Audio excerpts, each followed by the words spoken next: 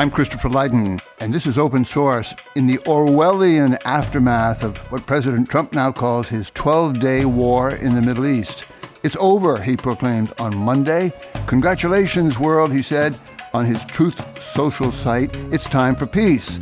Our guest to watch a mystery unfolding is the Iranian-American scholar at Indiana University in Bloomington, Hussein Banai, known as Huss. You've been my refuge and resource for 20 years in some, Huss, on not just venomous politics, but high-tech warfare and now tentative sudden peace, it appears, between two governments. It feels, in fact, like a three-cornered mismatch, and very personal by now, among Prime Minister Netanyahu of Israel, who has had the Islamic Republic of Iran on his hit list for 30 years now, and has finally succeeded, for a moment anyway, in enlisting an American president as his military ally.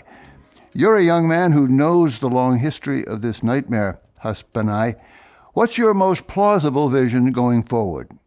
My most plausible hope going forward would be for the cessation of hostilities immediately, followed by a durable set of agreements, understandings mutually between the United States, Iran, and Israel that would not threaten to break out in open war again or to continue simmering in the shadows, as the shadow war between Iran and Israel has been waging in the last 20 years or so.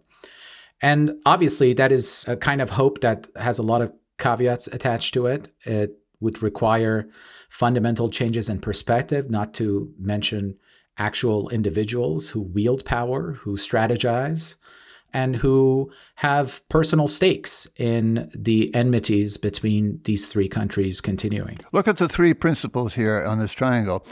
Who's ready for that kind of step forward, including, and maybe starting with Donald Trump? If you believe what he says, kind of coming into the second term of his, he wants to be the person that ends all wars, and especially the most entrenched ones, such as this one between Iran and Israel, for good. Now, he says that, but he also, as you mentioned, partakes in violence, in attacks, in military cooperation with Israel in this war. It's unclear, I think, where his true heart is on this issue, because I think it is so attached to his individual interests and to his sheer appetite for the domination of the good news out of this picture, whatever that good news means at any given moment. And so I think we're at the whim of the appetites and aversions of a single man when it comes to his position on peace. That's Donald Trump. I think Benjamin Netanyahu, the Israeli prime minister, has long pursued this moment. He wishes more than anything else to be remembered as the leader of Israel that neutralized, to his mind, the single biggest existential threat to the security of the state of Israel, and that is the Islamic Republic of Iran. Not the country, the regime, and its arsenal of weapons aimed at Israel. In Tehran, you have Supreme Leader Ayatollah Ali Khamenei, who has been on his perch since 1989, when the founder of the Islamic Revolution, Ayatollah Ruhollah Khomeini, died at the end of the Iran-Iraq War. Ayatollah Khamenei, his successor, is now the longest-serving supreme leader. He presides over a theocratic state that has a very broken economy, thanks to international sanctions, but also, and especially so, rank incompetence, corruption, mismanagement at home, and who has as his number one priority the preservation of the Islamic Republic regime going forward. And so you have three different sets of interests at play here, but none more person-oriented than that of Donald Trump's. Person-oriented meaning? Meaning that it is the interest of Donald Trump, not that of the United States or the Western alliance or a bundle of economic, political, security interest. It is the political interest of the person and the circle around him. Each one of those three has a mighty opposition at home. Each one is shall we say, uncertain, unreliable, untested, unproven. Put them in a room, if you can imagine that, Huss. I can imagine Netanyahu would want the first word, but where would it go? Actually, of the three, there's only one of them who's untested. The other two are kind of veterans of domestic politicking, of shadow wars. And, that's Netanyahu and Khamenei. I think Donald Trump is the one who is untested in this picture. And yet he presides over the most powerful partner or party to this conflict. You put them in the room, it's very simple. I think you get someone like Trump who is going to, just as he did in front of the cameras with the Ukrainian president Zelensky, shouting at both parties, saying, just sign a damn thing that'll look good on me and forget the details. And the other two will saying, well, the details matter and we have our own politics, and him not caring. And I think you see this play out in the kind of diplomacy that he's undertaking via Truth Social. I mean, it's remarkable. There's no precedent like it in history, of course, but imagine trying to manage a ceasefire by writing, all caps, threatening posts on Truth Social and trying to kind of get these leaders to bend to your will that way, much more so than in private through shuttle diplomacy or dispatching of, underlings. So that's Donald Trump for you. And I think the other two are kind of, their interests in this have reached a point where the neutralization of one party is more important than any kind of shared common ground. I mean, that's the scary thing about the ongoing war, is that Netanyahu is not happy to just stop here. He thinks the Islamic regime is the problem. He doesn't think there's any common ground to be reached with Ayatollah Khamenei. And I think Ayatollah Khamenei very much believes this as well. He looks at him as a genocidal leader who is the very antithesis of the raison d'etre of the Islamic Republic. In fact, the Islamic Republic exists to root out people like Netanyahu and regimes like, as they call it in Iran, the Zionist entity.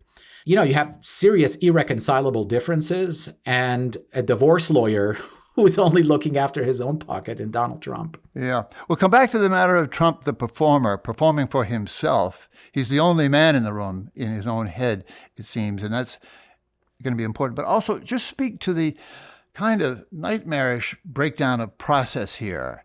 They aren't, in fact, in a room. They aren't talking to each other. There's no sense of a respectful dialogue. The air is just thick with bluff, exaggeration, preemption, announcing peace before the others are willing to confirm a ceasefire, much less practice one. Surprise attack, incredible manipulation, and I think something deeply unsatisfactory in the media we bring to this whole thing, including social media. But speak to that sense that we're all lost. I tune in on the New York Times basically every 10 minutes. What's up? I still don't really know. There's so many commentaries, including an interesting media split. The most interesting media disagreement around this whole thing is between two staunch allies of Donald Trump, Tucker Carlson and Steve Bannon, arguing it through. But that's exceptional. And they've been trying unceasingly to talk him out of this war. They may, in fact, have prevailed. But talk about the words, the conversation that we're having and not having. I think there are two important contexts in which this war has taken place. One is the kind of structural international context, and then one is the context of the information space that is vastly different today than it's ever been. Yep. I think this war is the first serious interstate conflict of a post-rules-based order that was highly imperfect but improvable, that had as its vanguard a country that had a fairly robust, concrete, multi-layered policy processes, pushing and pulling on that order. With Donald Trump, that vanguard, that great power, has abdicated its great power responsibilities and, in fact, has hollowed out, has undertaken the task of hollowing out the American bureaucracy that had its tentacles from the Treasury Department, the State Department, the Department of Defense, in every nook and cranny of that particular rules-based order. Again, imperfect, highly imperfect, but improvable. that context, that shifting context, that new order with a new personalist regime in Washington that does not like policy process has bewildered and confused other statesmen and leaders the world over. So this war breaks out in that context.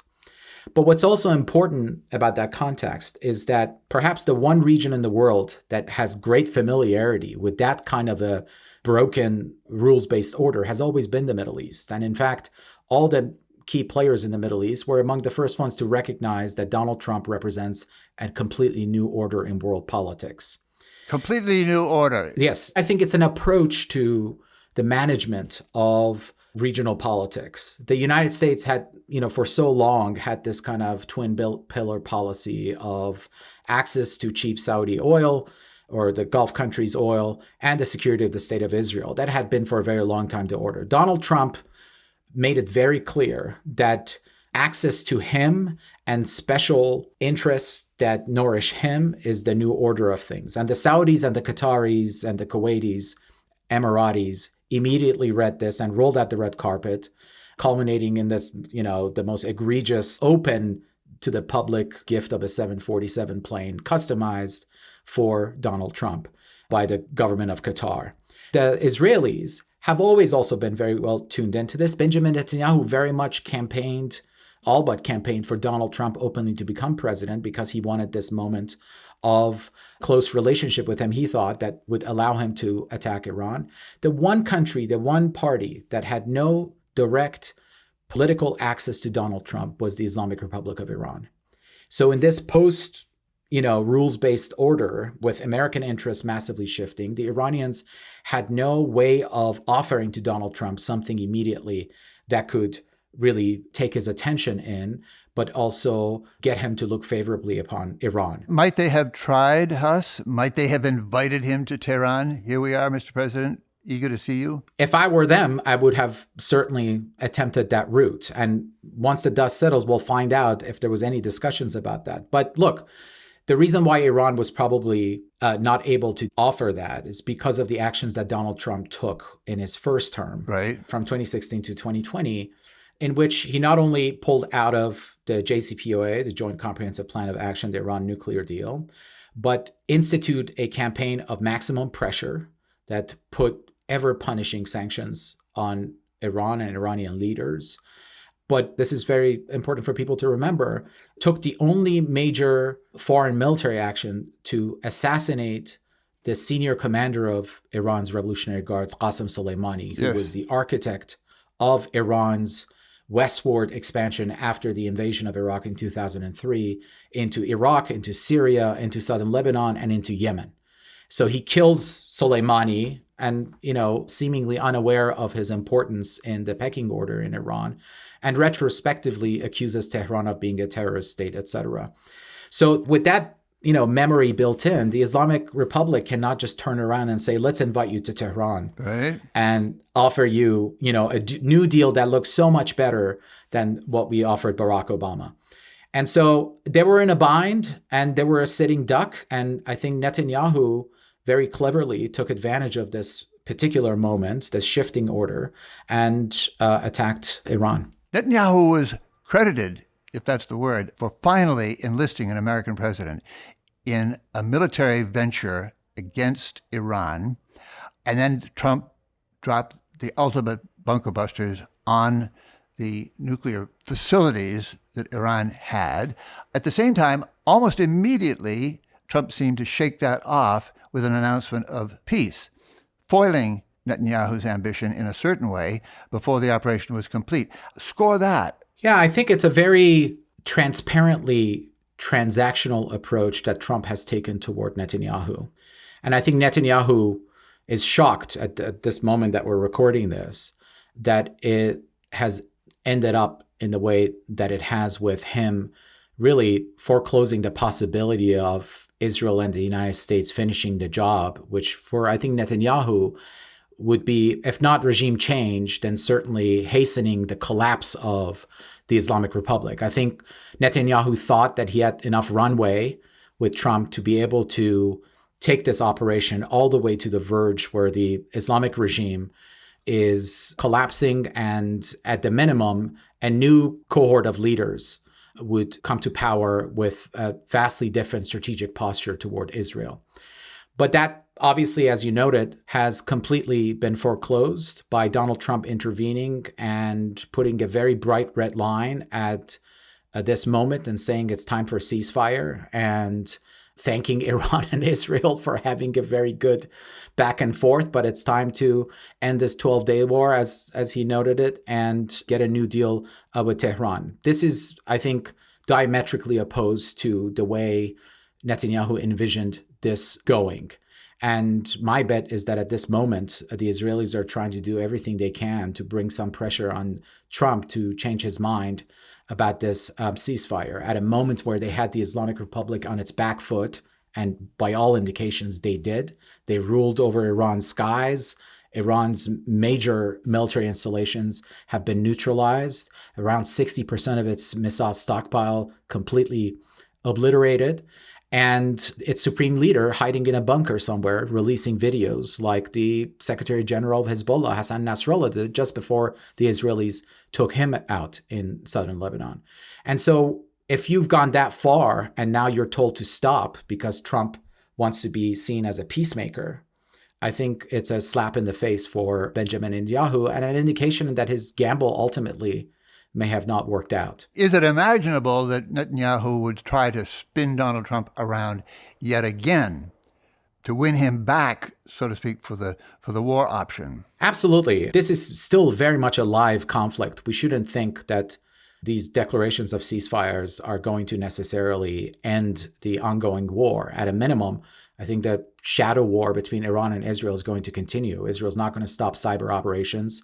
Israel may not stop at all kind of surgical strikes on key nuclear scientists or commanders of the Revolutionary Guards. If it cannot attack them inside Iran, if they're in Iraq or elsewhere, it might do so that way. And the Iranians will also respond in that way.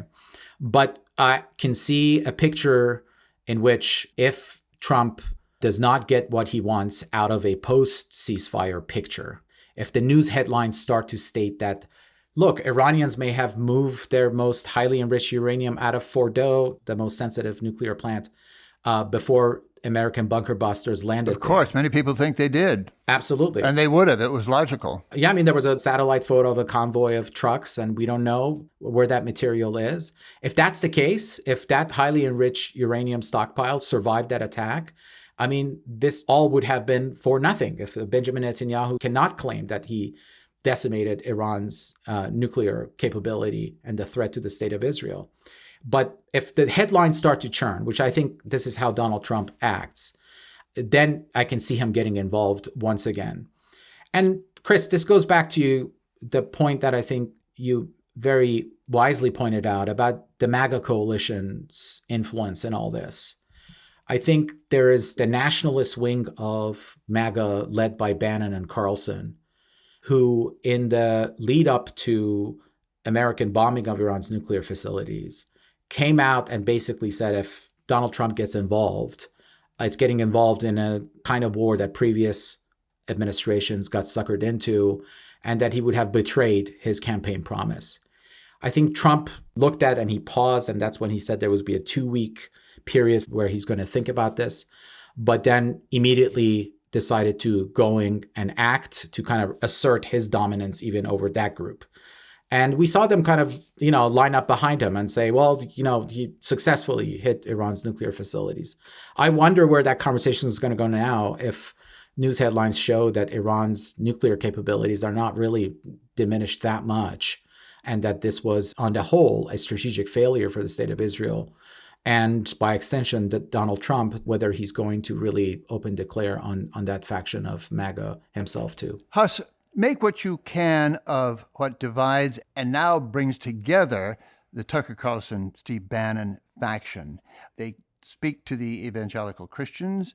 They're anti-war, they say, maybe isolationists too. What's involved there? And I'm particularly interested in the Christian piece with a new pope, an American pope, of all things. Take that apart if you can. And where does it come down as this war or peace moves forward? Yeah, I think this is a very important dynamic in the MAGA base that could have possibly serious effects down the road for Trumpism as a cultural phenomenon. So on the one hand, you have the Steve Bannon, Tucker Carlson wing that you mentioned that has been very open about its displeasure with any policy that would entangle the United States into further wars, especially if it is in defense of the state of Israel, which they believe we have been supplying with a lot of military equipment and military aid, but which it has gotten us nothing except wars in the Middle East. So Bannon and Carlson have especially become louder in this space. I have a slightly different reading of what they're up to here. It's not necessarily the national interest of the United States that they have in mind. I think they represent the true distilled white nationalist impulse and essence of the MAGA movement. And they're seeing this moment as a moment of huge opportunity for them to once and for all cleanse the circle around Trump of pro-Israel voices and influences. I mean, Steve Bannon famously flamed out of the first Trump administration because of his disagreements with Jared Kushner, whom he saw as a representative, direct representative of Benjamin Netanyahu in the administration. And he said so afterwards. And in his latest screeds against the pro-war party of globalists, media, financial figures, it doesn't take a genius to listen to him and kind of walk away with the sense that he has Jewish financiers and media moguls in mind who have kind of encircled Donald Trump, and Donald Trump needs to invest himself from that. And I think Tucker Carlson has entered the conversation understanding that an important part of that constituency is actually Christian Zionists.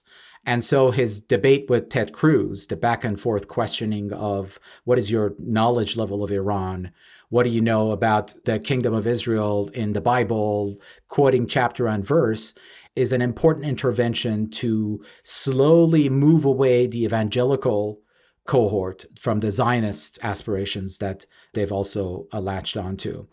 The question of Catholicism in all this is actually very interesting to me because I think this is such a siloed conversation, the question of Israel within the evangelical community, that Carlson and Bannon have made the observation, the correct observation, that by and large, the Catholic supporters of Donald Trump do not have the same strong feelings about the state of Israel. And in fact, the Pope, both the current Pope and the previous Pope and many popes before, have always been among the first major global figures to denounce Israeli aggression against Palestinians and in any other military campaign Israel has gotten involved in. So I think they're happy to kind of, bring that audience along, as it were, and focus the attention on why evangelicals need to let go of this support for Israel. I see that faction really getting louder, using this moment to launder both anti-Semitic, I think, sentiments that they've harbored for a long time, but to really reorient and consolidate the MAGA base on the basis of white nationalist America First principles, which is for them right now the management of the campaign of mass deportation and expulsion of people, undocumented people in the United States. Huss Banai, we're still learning what motivates Donald Trump and drives him in this very, very important test case. But to change the angle, there was a remarkable piece by a writer, Simon Cooper, in the Financial Times over the past weekend. And it clarified a lot. Whether it's true or not, we'll find out. But it was an analysis based on psychology in a way, but also on media. And the thought that Trump has been in on extraordinary innovations in social media, and before that, in reality television.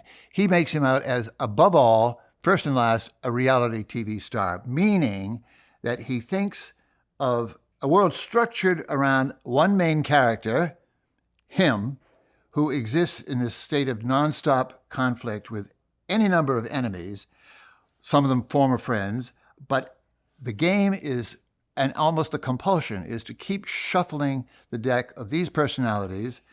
Elon Musk, got to have him in for color, for a certain grandiosity. Putin is a character in the shadows.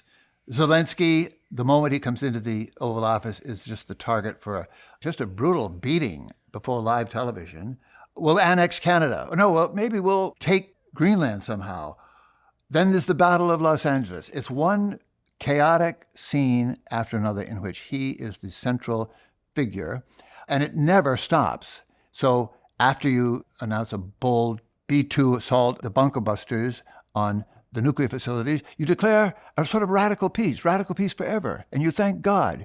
You promise the American people that not just a golden age is coming, but a generation of peace or something. But we're watching an endless internal drama in Donald Trump's head, and it has to keep whirling irrationally until the end. Does that help here or not? Absolutely. I think he's a central character in all this. And I think this speaks to the second context. So we talk about the international context and the information context. I think Donald Trump is a master of dominating information in a way that not only befits the technologies that we have around today, but actually drives them to move content in ways politically that we cannot see any other person rivaling. Let me say what I mean by this. I think Donald Trump is a bundle of appetites and aversions like any other human. But unlike your average person, the reflective tissue that connects those two things, appetites and aversions, is all but absent in him. It's all maximum appetite, maximum aversions.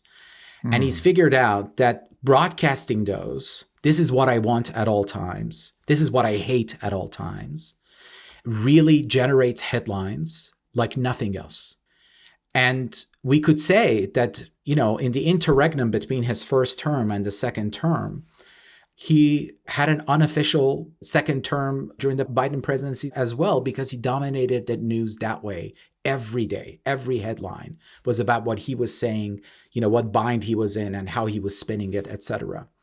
And this reminds me of another kind of catchphrase in a wonderful book by Daniel Boorstin called The Image. Yes. Where the concept of pseudo events, I think he's a master of pseudo events. Pseudo events are not real events. They're not happenings out in the world, an earthquake or a war breaking out, but events that are generated for the specific purpose of drawing attention to themselves, right, and to regenerate themselves. That is Simon Cooper's view, too, that we're offered nothing but distractions, and none of the stuff we're hearing is what will be remembered. Absolutely. He's a master of generating pseudo events. And I think to Cooper's point, he has really figured out how to enrapture the world in a reality show, all of his own direction, production, and ongoing management. In that way, because I think it is so shocking to your average consciousness to see a person to be at all time maximizing their appetites and aversions out in the open, without any impulse to kind of sit back and have a private self that's separate from the public self, as we're accustomed to see in the politicians especially, is what has put him at the center of all of these dramas that are ongoing, be it Ukraine and Russia, and now in the Iran-Israel conflict. I should say, in the specific case of Israel-Iran war, in Iran, you have a regime that is the complete opposite of this. I mean, the private way of looking at the world, private worldviews, there's a hard line between that and what you publicly project. This is a very prudish regime. On top of that, it doesn't use language very lightly. It wants to kind of depict a very kind of a studied, almost like a civilizational outlook on conflicts large and small. And they get Donald Trump, a person who they cannot believe is continuing to be of relevance, let alone gaining in power. And so they haven't been able to really manage him individually. And I think that goes for European leaders. And now Netanyahu's discovered that he cannot really tame this particular media-oriented person either. Let's account for how unbelievably unsettling this is. You talk about appetites and aversions, which is true. The other piece of Donald Trump, though, is that everybody says it's the last person that talks to him that shapes his impulse. He said, I'm still trying to understand this. You don't know, President Macron in France doesn't know what I'm doing. The other folks don't know what I'm doing. Maybe I don't know what I'm doing. But he lusts for that moment when he throws the dart, where he makes a commitment, almost blindly too. This is not a political process. This is not a constitutional process. No consultation with Congress, no consultation with any purported wise person in his cabinet. They're not there. This is a very scary process. Never in my lifetime, anyway, have we had this sort of freewheeling freelancer making a virtue out of complete unpredictability. Yeah, and I think here, actually, the best way to understand this is that, this is not a person who's trying to implement an agenda. Exactly. He's here to implement a complete regime change. He's in the midst of one of the most consequential political projects that are deeply personal with his signature, personality, signature interests in the United States. I think we're in the midst of a regime change inside the United States that'll be far more consequential than anything that happens in Tehran or Israel. Interesting. I mean, it's upended world politics to significant degrees already. But this is a person who's presiding over the hollowing out of American government as we know it, reshaping American bureaucracy, not toward ideological, conservative, traditional Republican lines of policy, but toward issues that are deeply personal to him, that make government subservient to his appetites and aversions. It's high time that we look at Donald Trump not as a person who is, the occupant of a 4-year term, but as someone who sees himself in grand historical terms as a kind of a Napoleon that has arrived in the American scene to completely change our understanding of American government, American power, and whose own pronouns, me, I, myself, are the way in which every policy agenda is broadcasted. America first is my America first. Regime change is my type of regime change. Ceasefire is what I think is ceasefire. It's my ceasefire. The trade deals, tariffs are my tariffs. There's nothing is negotiated in cooperation or collaborated with other people. It's what he thinks. Right. And I think that is really at the center of the disruption he's brought to world politics. And he's very much seeking to entrench and consolidate inside American government and society at large. What do we do about it? This is not the American way. He can also presume, I just note, when he says we have complete control over the skies of Iran, he is extending the we or making the I to include Israel. And then it becomes immensely important sort of who's running that relationship. Exactly. Bibi or Donald? At the risk of sounding completely impotent, I've long thought about this, and I think the best one can do in this moment is to point out that there is no connective, reflective tissue between the appetites and aversions. What I mean concretely about that is that the best we can do is that the decisions he makes to maximize what he wants are unexamined, and that events that occur to prove his lack of examination or self-examination really blowing up in his face, to be able to magnify that and to highlight how it is at odds with the public interest, with peace and harmony. I mean, after all, this is how he lost the 2020 election, was COVID crisis comes along. He doesn't know how to actually serve the public interest. In the midst of the most dramatic, once-in-a-century pandemic, he's trying to maximize his own self-interest, and people completely shut that off. Now, he succeeded tremendously in turning a chapter away from that and surrounding himself with the types of figures who cannot kind of broadcast to the American public the nature of the unexamined decisions as well as those did around him in the first term. But I think that's the only avenue available to us, is to be able to, as much as possible, demonstrate the lack of strategy, the lack of rationale, anything beyond just the feeding of the appetites and aversions of this man. And then hoping that enough people begin to organize. I think the No Kings kind of marches around the time of his birthday military parade was a good demonstration of something beginning to germinate along those lines. Yeah, I'm with you on that. I try to avoid even pretending to understand the man's psychology, but I can't help observe, this is to confirm your observation about his process, but the man is not a writer for sure, and he's not a reader. He doesn't complete ideas to the end of the sentence, or to test the idea by how it comes out at the end of the sentence. How do we respond to that?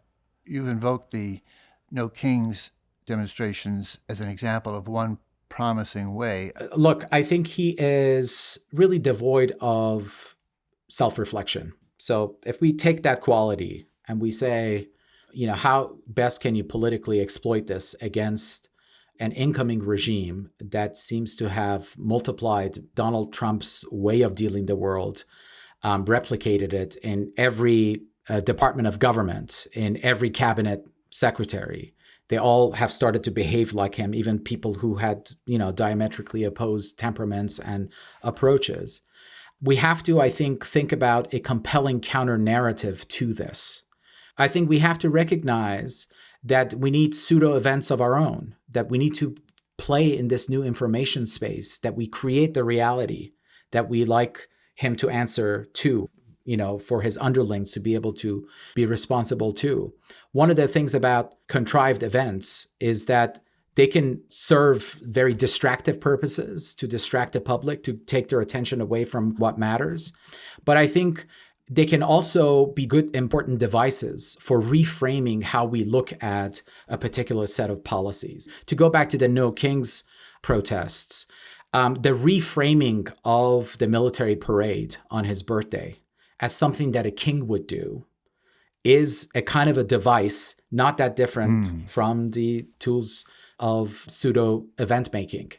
So, a protest kind of galvanizing around the idea of that we don't have kings is very resonant. To individual policy levels, to go and reframe those policy issues, both domestically and globally, I think really helps to move forward the most optimal outcomes. I mean, I don't like the ceasefire, the way it came together in an absent-minded way, but is it substantively important for there not to be missiles landing in Tehran and in Tel Aviv? Absolutely. How he got there momentarily, let's set that aside from the outcome that we're getting and then decide to how to keep pushing them in that direction. And then to, I think, exploit as much as possible these fissures that clearly exist in his MAGA base that he's sensitive to. He does not like seeing Tucker Carlson and Ted Cruz in open debate about the wisdom of this or that policy.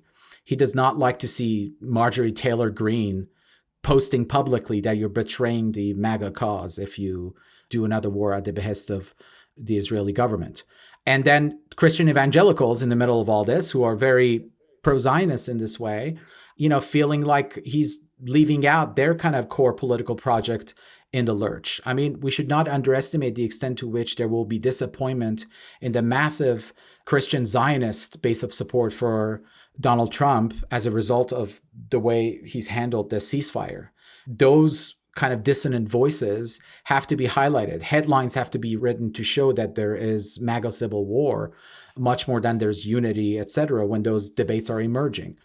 The other side does not hesitate for 1 second if there is just a bit of daylight between, the head of the DNC and Chuck Schumer on an issue to project it as chaos and rebellion within Democratic ranks. So it's high time that I think the Democratic Party employed similar tactics to demonstrate those differences that exist and highlight them. Huss, go back to your appetites and aversions. How put into the test on this hotly argued question of whether he really is secretly a peacemaker, wants to be the great deal maker. It upsets people to even hear that as a plausible notion of what drives Donald Trump. And yet at the same time that the White House was, again, after his announcement of peace, nominating him for the Nobel Prize. Pakistan is nominating him for helping out in India. How support that piece of Donald Trump's ambition? Yeah, I think first and foremost, we should be very happy and glad that Donald Trump looks at the term peace positively as something good, as something he wants to be associated with. Yeah, that's true. Because I think it is counterintuitive to our image of him as a strong man, someone who wants to be waging war and have command and control and dictate the terms of surrender to everyone around him.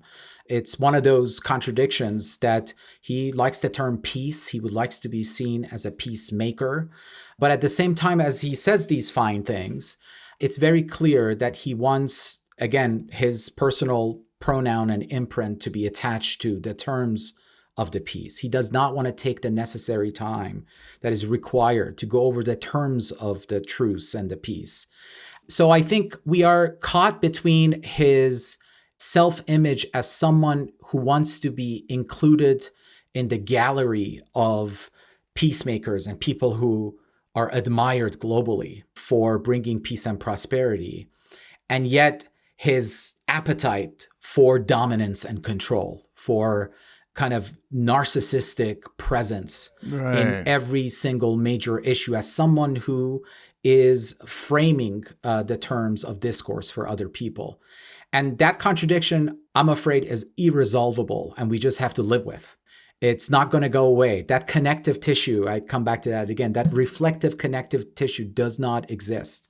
That existed in a Mandela, in a Bishop Tutu, in a Helmut Kohl, in Gorbachev. It's not there. And so I think trying to kind of massage his ego and say, well, we look at you as a peacemaker, as some countries who are nominating him for this award are, I think it's bound to be futile. I'll say one more thing here, Chris, that's very important to not overlook.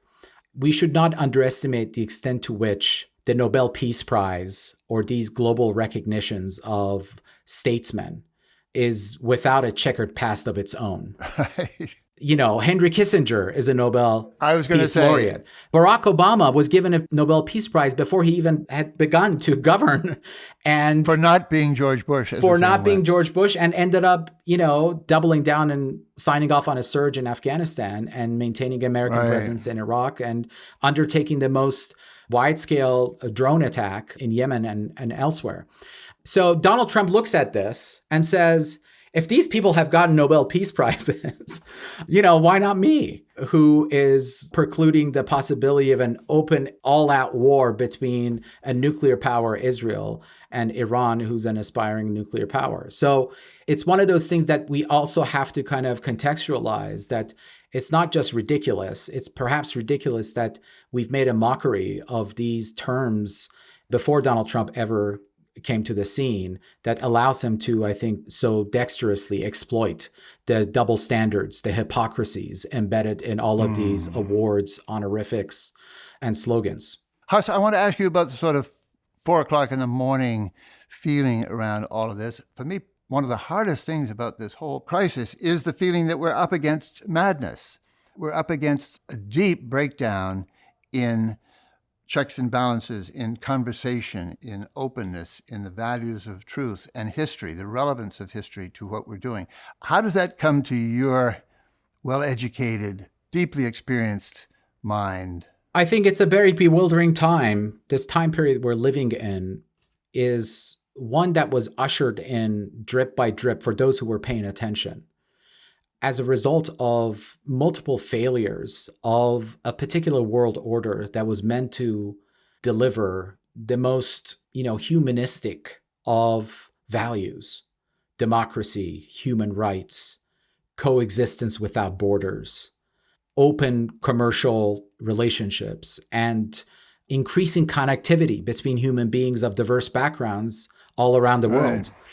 All of those promises, I think, have not only proven to be the opposite of what they were delivering, but have culminated in a kind of political regime now in the United States, in the country that was at the forefront of these ideals, in a type of regime that is so thoughtless in the implication of the great power itself, in the undoing of these values and orders, that I think has left everyone else feeling, where is the next refuge? Where do we go? Who do we look up to? Right. Who can counterbalance this darkness that's coming over? And I think there have been two general reactions. One is that people who, think that this is a passing storm, that deliverance is around the corner. If we check them effectively, if we have the right, poll-tested messaging in the, battleground states, that we can eke out a victory in the midterms and then, toss him out in the next election cycle or his movement, which I think is highly dubious at this moment. And it's really, frankly, frightening to me because it's ignorant of the fact that we are undergoing a regime change, as I outlined earlier. And then the other reaction, I think, has been the kind of understandable despair of paying attention to the most kind of immediate things that concern one's own checkbook and pocket issues and community, and to kind of disconnect because you feel like it's hopeless from broader things. We're in a kind of a bad fix, as General Curtis LeMay told John F. Kennedy on the eve of the Cuban Missile Crisis.